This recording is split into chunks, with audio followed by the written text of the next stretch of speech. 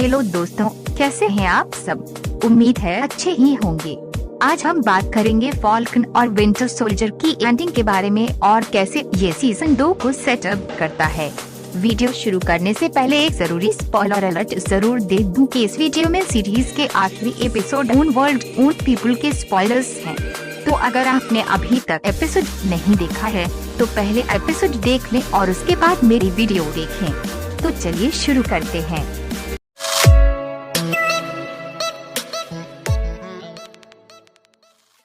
तो दोस्तों, फॉल्कन और विंटर सोल्जर खत्म हो गया है एक एपिक बैंग के साथ। शो के एंड में काफी सारी बातें ऐसी दिखाई और सोच बूझकर छोड़ी गई हैं जो आगे जाकर पूरी की जाएंगी।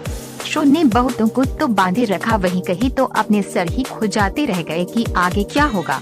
सिर्फ 6 ही एपिसोड में शो ने एक बहुत बड़ा इम्पैक्ट छोड़ा है MCU के फ्यूचर पर। मैं ऐसा क्यों कह रही हूँ, इसका एक रीजन यह भी है कि मार्वल के वैसे भी बहुत से प्रोजेक्ट लाइन लगाए खड़े हुए हैं हमें एंटरटेन करने के लिए, और फाल्कन और विंटर सोल्जर ने इसी फ्यूचर को सेटअप करने में बहुत बड़ी भूमिका निभाई है। Episode 6 own world own people episode का टाइटल भी है और फ्लैग समशर्स का स्लोगन भी। और एपिसोड पर ये टाइटल जचता भी है क्योंकि भाई हमें आखिरी में सैम विल्सन से एपिक स्पीच भी तो सुनने को मिलती है जब वो कैप्टन अमेरिका बन जाता है। वकांडा की बदौलत और बकी की एक फेवर मांगने की वजह से सैम को एक बेहतरीन कैप्टन अमेरिका सूट मिलता है, स्पेशली उसी के लिए बनाया हुआ। फिनाले पूरा फोकस करता है इमोशंस पर और कॉन्स्पिरेसीज पर। हमने फाइनली बकी सैम जो अब नया कैप्टन अमेरिका बन चुका है और वॉकर को फ्लैग समशर्स की धुलाई करते हुए देखा जो GRC वोटिंग कमेटी को खत्म करना चाहते थे। कार्ली में अब जरा से भी हिचक नहीं थी किसी का मर्डर करने में भी अगर वो उसके रास्ते में आ रहा था तो, लेकिन हमारे हीरोज भी कहाँ पीछे रहने वाले थे, उन्होंने उसे कामयाब नहीं होने दिया। वॉकर ने भी एक आउटस्टैंडिंग कमबैक किया। इस बार तो बंदा बिल्कुल हिला भी नहीं अपनी जगह से जब कार्ली ने उसे किक मारी।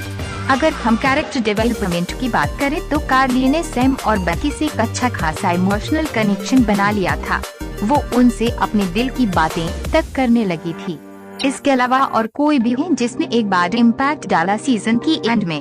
मैं बात कर रही हूँ शरन कार्टर के सीजन की शुरू से ही हमें शक तो था ही कि भाई कैसे इसकी इतनी पकड़ है मेड्रिपुर में और इसके कहने पर सारे काम भी हो जाते हैं। और आखिरी में हमें पता लग ही गया कि मेड्रिपुर का पावर ब्रोकर और कोई नहीं बल्कि शरन कार्टर ही है।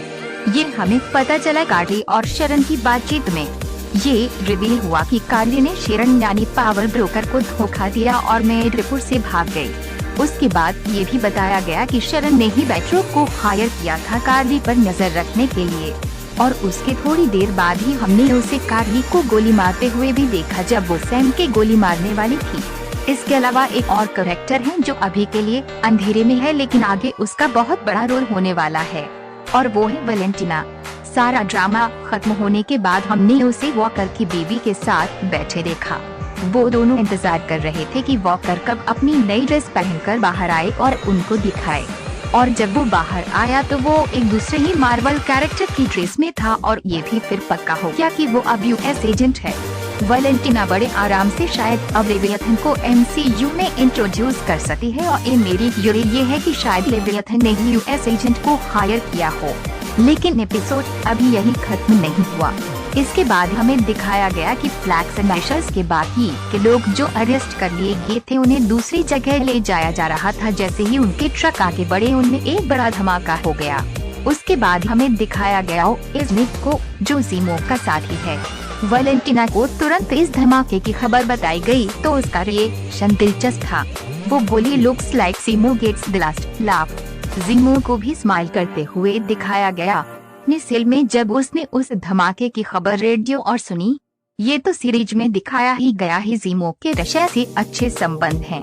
अब वैलेंटिना को ज़ीमो की हर एक चाल और प्लान के बारे में खबर होना हमें ये सोचने पर मजबूर करता है कि क्या वो साथ में काम कर रहे हैं या आगे साथ काम कर सकते हैं।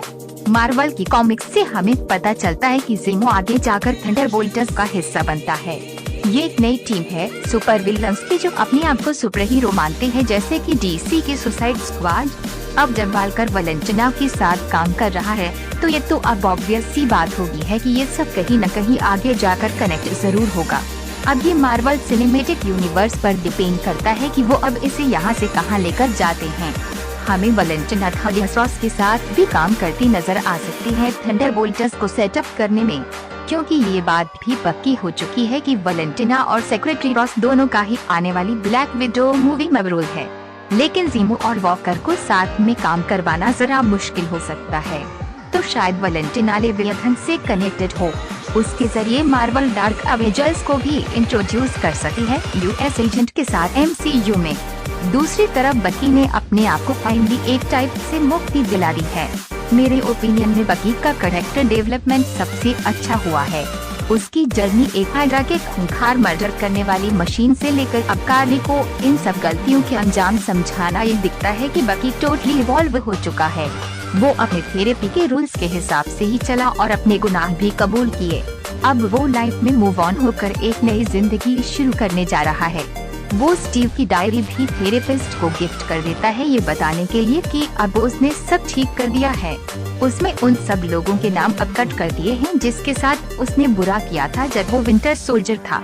अब मेरे हिसाब से ये 3 जगह रिटर्न कर सकते हैं।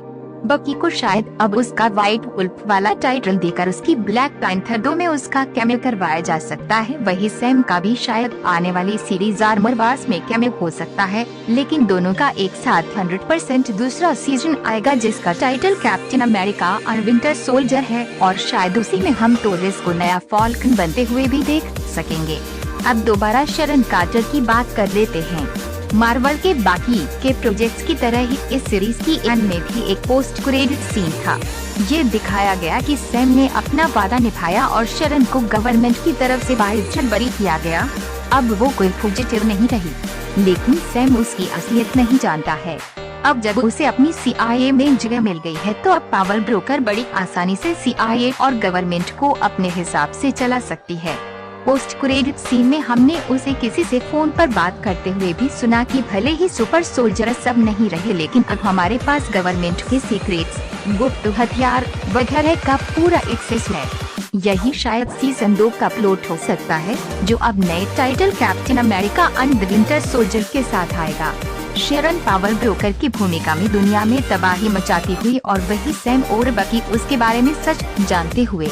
उन दोनों को कई नई तरह के मेजर थ्रेट्स का सामना भी पड़ सकता, क्योंकि भाई उनका पंगा पावर ब्रोकर से है जो पूरा मेड्रिपुर चलाती है। ये देखना भी दिलचस्प होगा कि कैसे शरन की असलियत सबके सामने आती है।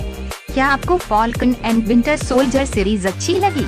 अपना जवाब नीचे कमेंट कर बताइए, और हमारा चैनल लाइक, सब्सक्राइब और शेयर जरूर करें ताकि मैं आपको ऐसे ही एंटरटेन कर सकूं।